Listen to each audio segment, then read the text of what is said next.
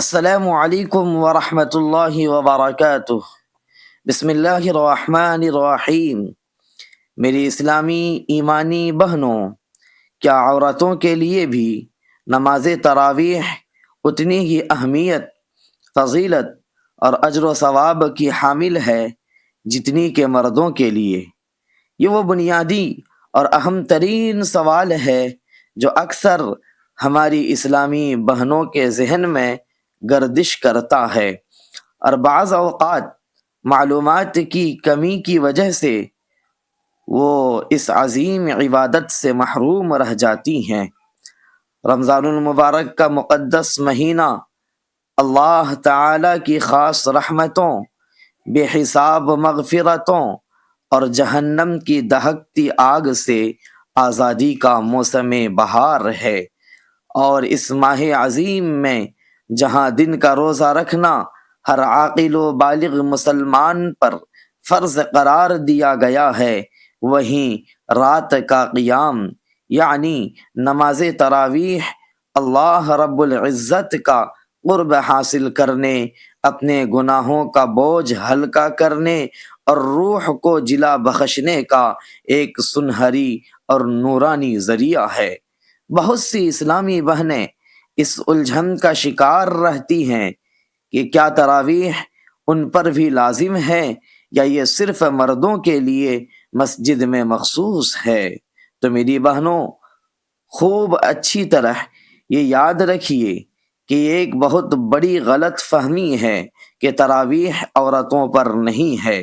حقیقت یہ ہے کہ جس طرح روزہ ہر مسلمان مرد اور عورت پر فرض ہے، اسی طرح نماز تراویح بھی مردوں اور عورتوں دونوں کے لیے بالاتفاق سنت مؤکدہ ہے، اور اسے بلا کسی ٹھوس عذر شرعی کے چھوڑنا بہت بڑی محرومی اور سعادت سے دوری کی بات ہے۔ قرآن مجید کی آیات پر غور کریں تو اللہ تبارک و تعالی نے اپنے پسندیدہ اور چنیدہ بندوں کی صفات بیان کرتے ہوئے ارشاد فرمایا، اور وہ جو اپنے رب کے لیے سجدہ کرتے اور قیام کرتے ہوئے رات گزارتے ہیں۔ میری ایمانی اور اسلامی بہنوں، یہ آیت مبارکہ اس بات پر دلالت کرتی ہے کہ اللہ کو راتوں کا قیام اس قدر پسند ہے کہ اس نے اسے اپنے خاص بندوں کی نشانی قرار دیا۔ اسی طرح احادیث مبارکہ میں قیام رمضان یعنی تراویح کی فضیلت اس قدر کثرت اور تاکید سے بیان کی گئی ہے کہ سن کر ایک مومن کا ایمان تازہ ہو جاتا ہے اور دل عبادت کے شوق سے بھر جاتا ہے۔ سیدنا ابو ہریرہ رضی اللہ تعالی عنہ سے روایت ہے کہ نبی کریم صلی اللہ علیہ وسلم کا ارشاد گرامی ہے، جس نے رمضان کی راتوں میں ایمان اور ثواب کی نیت سے قیام کیا، اس کے پچھلے تمام گناہ معاف کر دیے جاتے ہیں۔ کتنی بڑی بشارت ہے ایمان والوں کے لیے۔ اب ذرا غور فرمائیں کہ جس کے تمام پچھلے گناہ معاف ہو رہے ہوں، وہ اس خوشخبری سے محروم رہنا کیوں پسند کرے گا؟ حضرت عائشہ صدیقہ رضی اللہ تعالی عنہا سے بھی مروی ہے کہ نبی کریم صلی اللہ علیہ وسلم رمضان کی راتوں میں عبادت کے لیے کمر بستہ ہو جاتے تھے، مکمل تیار ہو جاتے تھے اور اپنے کمر کو کس لیتے تھے اور اپنے گھر والوں کو بھی بیدار فرماتے تھے، جس سے ثابت ہوتا ہے کہ خواتین کا رات کی عبادت میں حصہ لینا سنت نبوی صلی اللہ علیہ وسلم ہے۔ تراویح کا وقت عشاء کے 4 فرض اور 2 سنتیں پڑھنے کے فوراً بعد سے شروع ہو جاتا ہے، اور اس کا وقت صبح صادق یعنی سحری کے اختتام تک رہتا ہے۔ اسلامی بہنوں کے لیے افضل یہ ہے کہ وہ اپنے گھر کے کسی پرسکون اور پاکیزہ گوشے میں قبلہ رو ہو کر 20 رکعت تراویح ادا کریں۔ نیت اصل میں زبان سے الفاظ نکالنے کا نام نہیں، بلکہ دل کے پختہ ارادے کا نام ہے۔ لیکن اگر زبان سے کہنا چاہیں تو اس طرح کہیں کہ نیت کی میں نے 2 رکعت نماز تراویح کی واسطے اللہ تعالیٰ کے سنت رسول اللہ صلی اللہ علیہ وسلم، رخ میرا قبلہ شریف کی طرف، اللہ اکبر۔ تراویح کو 2 رکعت کر کے پڑھنا ہی سنت رسول صلی اللہ علیہ وسلم، طریقۂ صحابہ اور فقہا کے نزدیک افضل اور راحت کا طریقہ ہے، تاکہ ہر 2 رکعت کے بعد انسان تازہ دم ہو سکے۔ پہلی رکعت میں اللہ اکبر کہہ کر ہاتھ باندھیں اور ثنا سبحانک اللہم وبحمدک وتبارک اسمک وتعالی جدک ولا الہ غیرک پڑھیں۔ پھر اعوذ باللہ من الشیطان الرجیم اور بسم اللہ الرحمن الرحیم کے بعد سورہ فاتحہ اور کوئی بھی سورت جو آپ کو یاد ہو وہ تلاوت کریں۔ پھر عام نماز کی طرح مکمل توجہ اور اطمینان سے رکوع اور سجدے کریں، اور دوسری رکعت کے لیے اللہ اکبر کہتی ہوئی چستی کے ساتھ کھڑی ہو جائیں۔ دوسری رکعت میں بسم اللہ الرحمن الرحیم کے بعد سورہ فاتحہ اور پھر ترتیب کے مطابق کوئی اگلی سورت پڑھ کر رکوع و سجود کریں، اور قاعدہ میں بیٹھ کر التحیات، درود ابراہیم اور دعا پڑھ کر سلام پھیر دیں۔ اسی ترتیب کو دہراتے ہوئے آپ نے 10 مرتبہ 2 رکعتیں پڑھنی ہے، یہاں تک کہ 20 رکعتیں مکمل ہو جائیں۔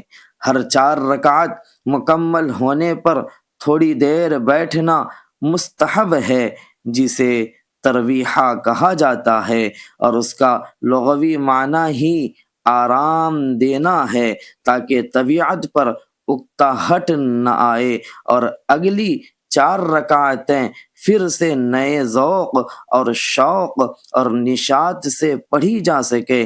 اس وقفے میں آپ کو شرعی طور پر مکمل اختیار ہے کہ آپ تسبیح پڑھیں، خاموش بیٹھی رہیں، یا درود پاک اور استغفار کی کثرت کریں۔ اکثر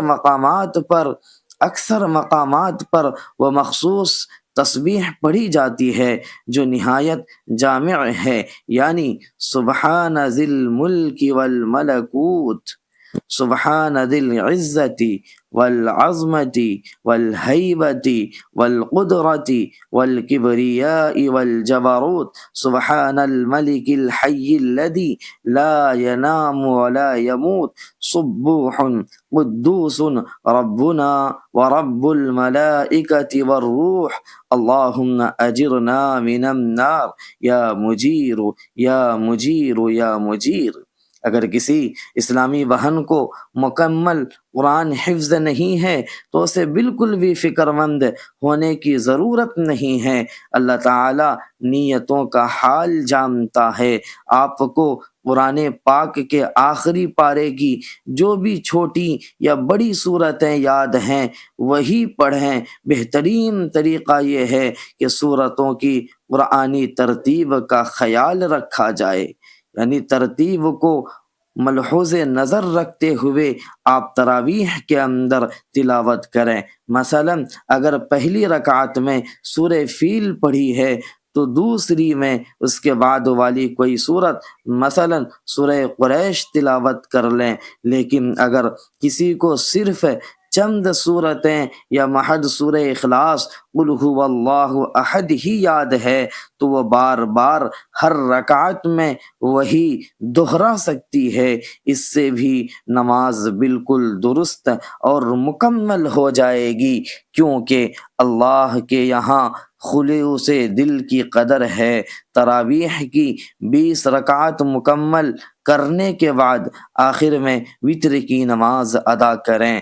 تاہم اگر کوئی خاتون تہجد کی پابند ہے، وہ تہجد روزانہ پڑھتی ہے اور اسے اپنے اوپر یقین ہے کہ وہ سحری کے وقت اٹھ جائے گی، تو وہ عشاء کے فرض، سنت اور تراویح پڑھ کر سو جائے اور وتر کو مؤخر کر دے تاکہ سحری کے وقت تہجد کے نوافل کے ساتھ وتر ادا کر سکے، کیونکہ نبی کریم صلی اللہ علیہ وسلم کا اکثر معمول وتر کو رات کی آخری نماز بنانے کا تھا، یعنی تہجد کے وقت پڑھنے کا تھا۔ یہ طریقہ نہ صرف جائز بلکہ بے حد فضیلت کا حامل ہے۔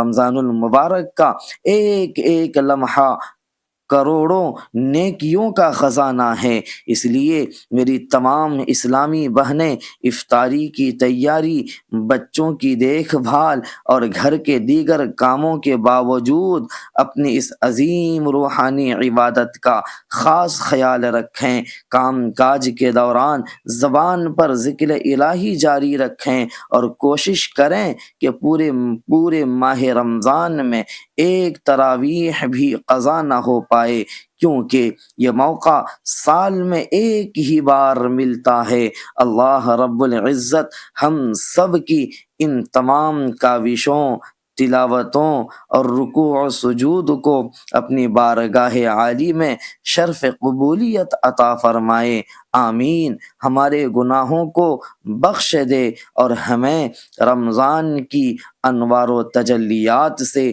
پوری طرح مستفید ہونے کی توفیق دے، آمین یا رب العالمین۔ اگر پیغام اچھا لگا ہو تو دوسروں تک بھی اس پیغام کو پہنچائیں۔ السلام علیکم ورحمۃ اللہ۔